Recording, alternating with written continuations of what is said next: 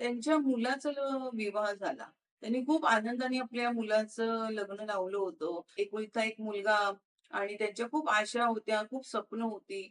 मात्र मुलाचं लग्न झालं आणि काही काळातच काही वर्षातच शांताबाईंच्या लक्षात आलं, की हे घर आपलं आहे. भले छोटे असेल, पण घर आपलं आहे. पण आपण आपल्याच घरात परके झालेलो आहोत. त्यांना असा काही अनुभव घरातल्या मंडळींकडनं येऊ लागला. फार त्याच्या खोलामध्ये जात नाही. तुम्ही समजून घ्या, की एका मुलाचं लग्न झाल्यानंतर परिस्थिती कशी बदलते, कुणामुळे बदलते.